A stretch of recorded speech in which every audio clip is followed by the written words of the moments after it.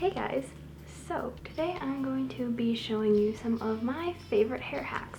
So I did this a few months ago with my favorite makeup hacks, and I decided I should do the same thing with hair because over the years I have collected quite a few different hacks for, my hair. And some of these is stuff I figured out or things I've learned from other people or stylists or my American Girl books. I was obsessed with doing hair. I have been like my whole life. When I was probably 10 especially, it really started, so I got pretty much every American Girl book on hair that I possibly could. And let me tell you, those have some pretty good tips that I still use. So I'm not trying to claim any of these saying that I invented them, but these are just hacks that I personally like to use all the time for my hair. So with all that being said, let's just get started.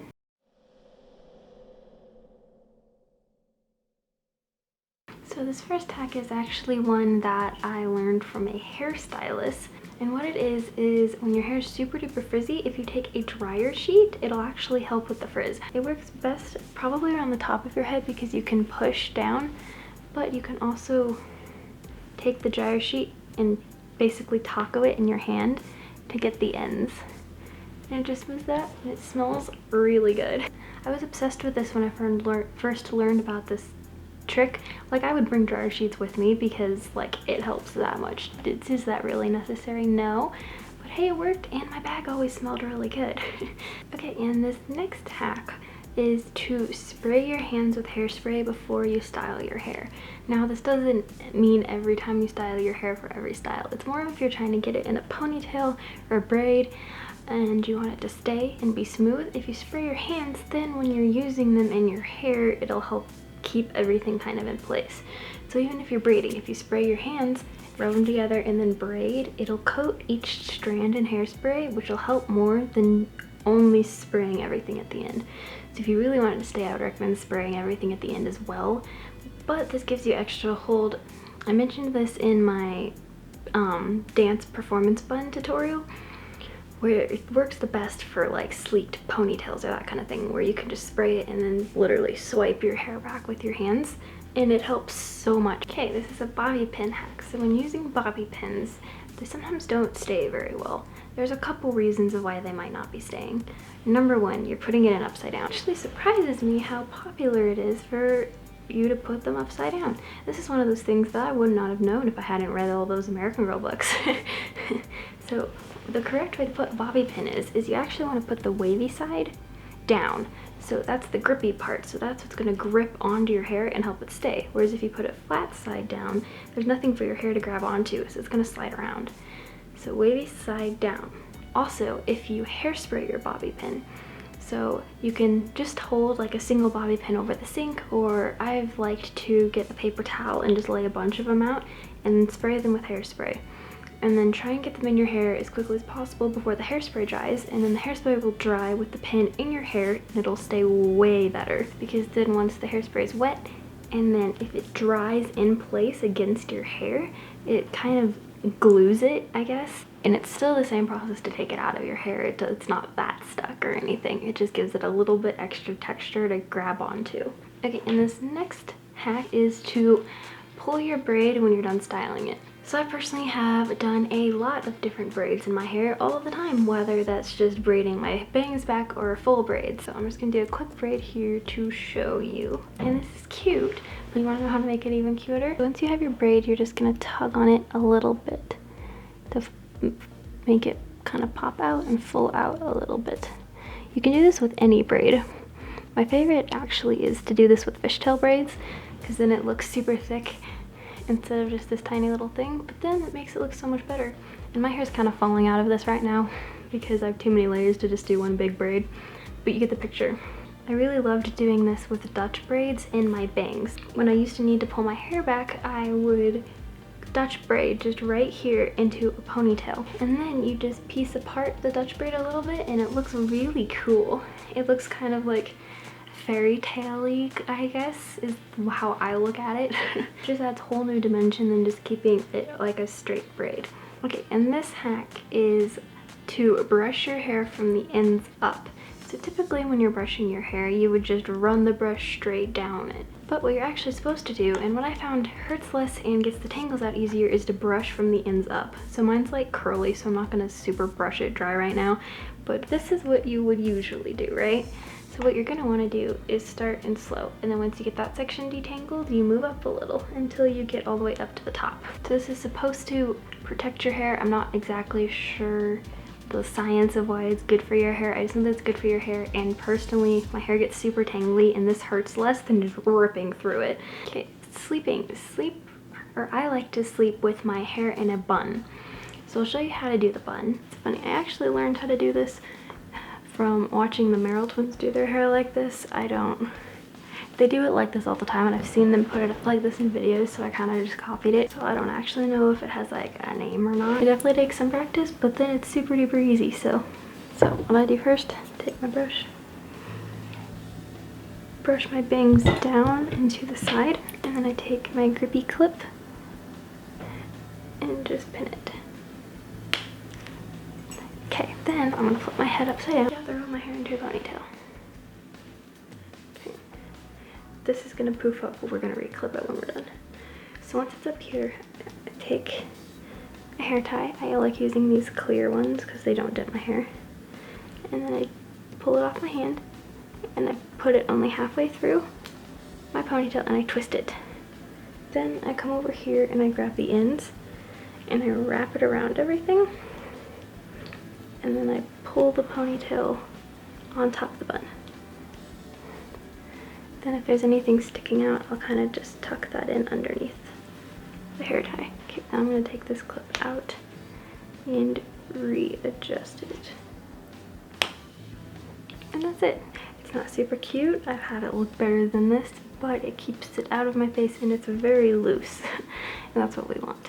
Okay, and I do this because A, it keeps my hair off my face. I tend to put a lot of like different oils and stuff on my face because it's so dry, and then if I leave my hair down while I sleep, that all gets in my hair, and this bangs especially, and makes it greasy, so we don't want that. And also I found if I sleep with my hair loose, it gets tangly, the wave goes away, it's kind of just this big mess. So what I like to do is sleep in this bun, and this specific bun, because it won't mess up my waves. So most other buns, if you're twisting or anything, it changes your hair, and my hair, I want to stay like this. I don't want it to end up dented or like weird random twists like the ponytail dents. So that's what's good about this one, is I'm using a no dent hair tie. It's not super tight, and it's also this weird magic bun that won't disrupt what my hair already looks like. So I haven't tried this with like curling iron curls. I just usually use this with like my natural hair, but I feel like that would work too since it doesn't mess up any other waves. I also like to pin my bangs back when I sleep. You probably saw that in the tutorial. It also kind of keeps them into place because my bangs are too short to fit into my bun, but when they are long enough, then I end up with like this kind of wave looking dent here, versus if I completely just keep them in the shape I want and pull them back and pin it to look the same how I want them the next day without having to completely restyle them. Okay, so this one might have a little bit of a mixed review. So that is to use semi-permanent temporary hair colors and do it at home. So I'm not saying bleach your hair at home. I'm not saying do natural coloring, highlights, or that kind of thing at home. I'm saying temporary fashion colors. I recommend definitely not bleaching your hair at home. That just can't end well. So do a professional for that. That is not included in this. This is only temporary and this is only colors. But I recommend doing this at home. I've tried 2 different times to get colors professionally put into my hair. Horrible experiences both times. And they always say that fashion colors can't be completely permanent, but that the professional ones are supposed to last longer than just the ones you buy at the store. Not had that experience. The first time I got it professionally done, it washed out almost completely in the first wash after waiting about a week after the dye had been in to wash it. And the second time, the colors did not come out how they were supposed to, which again, I get that there's only so much you can know before you put it on your hair, but the colors I put on my hair at home look exactly as they do in the bottle.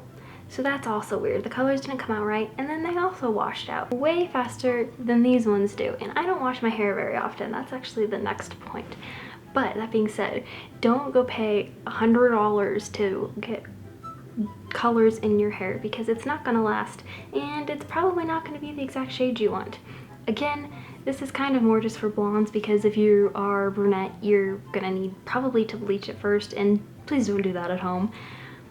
But if you can, and if you're comfortable with it and you're careful, I recommend doing it at home. It's also good to have someone help you. It looks way better when I have someone help me do mine than when I try to do it on myself. So my mom and I usually do it together. She does it for me, and we kind of make a whole fun thing out of it. Then it always turns out better, and it's way cheaper, and as long as you're getting good brands of dye, you shouldn't have any problems. I've had some brands of dye that were absolutely terrible. I would not recommend, but there are some of them that are very good. So the two I usually use in my hair is I typically use the Punky Color Violet, I think it's called, and then the Manic Panic Blue Moon. So that's usually the blue and the purple. Mine's pretty faded right now, but you've seen my hair when it's super vibrant, and that's exactly what it looks like in the bottle. Maybe I'll put some pictures up here. Use at Amazon or Ulta and Hot Topic. So they're super easy to find. They're usually like $10 a bottle, which is nothing, and they work super well. What's cool about these dyes is that they actually have conditioner in it, so every time I use it, my hair gets softer and it doesn't, you know, kill it. This is not sponsored. I have just had way too many bad experiences with hair dye, and I don't want you to have to go through them too. So that's what I recommend, is using it safely at home. Okay, and washing your hair tips. So I do not wash my hair very often. I usually only wash it once or twice a week. And before you freak out, it's not as gross as you would think, and if I sweat or get it dirty, I will wash it.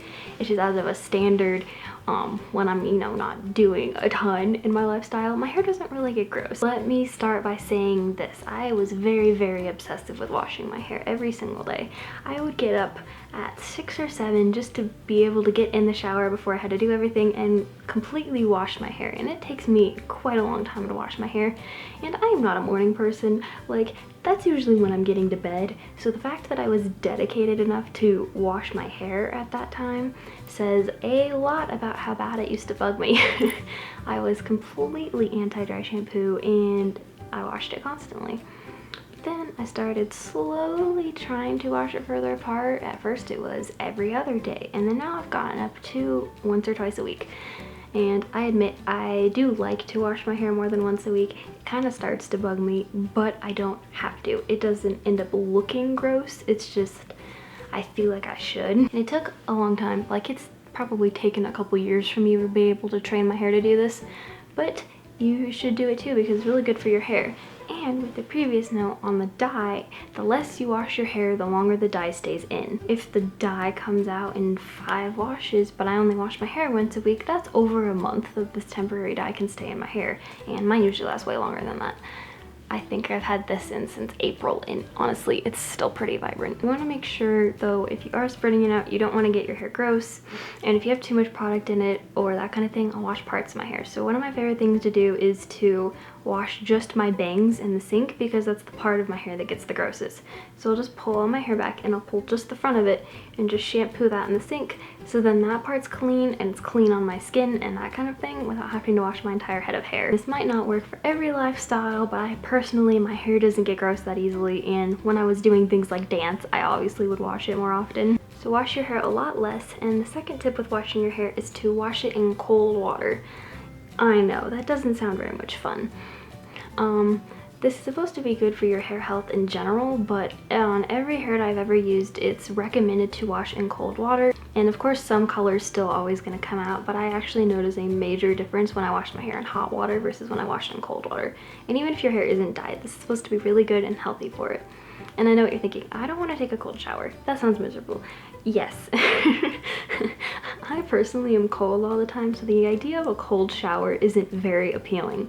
So what I typically like to do is I will start with the shower cold, and I'll wash my hair. I will turn it to warm, and then I will finish my shower, and then I'll turn it back to cold to rinse my hair. So that way you're kind of going back and forth, so you're not stuck in ice cold water, but then the hot water isn't pouring on your hair.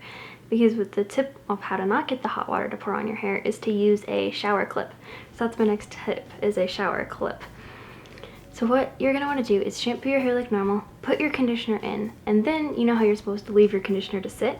This helps. So what you're gonna do is you're gonna twist your hair up in the shower clip and keep that in while you finish your shower.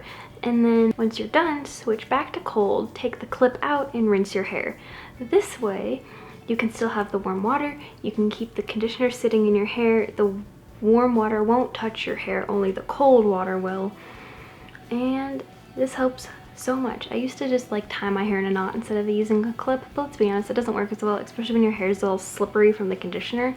So just use one of these big clips like this and twist your hair up, clip it, and let it chill, do its thing. You can pretty much leave conditioner in as long as you want, so there's no rush in this. So those are the washing hacks. Wash less, wash in cold water, and use a shower clip. But if you train your hair, then it gets used to it. And with that next step, dry shampoo. This is just a standard dry shampoo, sure. Use this in between. I personally use it every day. But with dry shampoo, if you leave it in for a minute before rubbing it in, it works so much better. So spray your hair with it and then let it sit for just about a minute and then rub it in. It's gonna help it start to absorb everything before you start rubbing it. I personally like to do this like first thing when I get up. I'll spray my dry shampoo in, I'll wait a minute, rub it together, and then by the time I'm finished getting ready, it's even more soaked in, so my hair looks even better. So this isn't like something I like to do, oh, last minute I'm running out the door, spray dry shampoo, and I try and do it first because the longer it sits, the better it looks. I actually used to like spray it in before going to bed at night, and that would help too. Personally, I just like doing it in the morning better than leaving it in all night, but you could also try that. But that helps with not washing your hair as much as well. Thank you guys so much for watching. I hope that this video was helpful. Let me know if you have any of your own hair hacks or what your favorite hack was. This was fun to make, and I have more hacks even than this. I just thought 10 seemed like a good number for the video. So if you want more of them or like a part 2, let me know that as well. If you liked this video, please give it a big thumbs up and subscribe and ring the notification bell to get notified every single time I post. If you have any other video suggestions, let me know. Go and enjoy having your mermaid hair now. To see more videos from me, click over here, and I will see you all soon. I hope you have a magical Monday. Bye.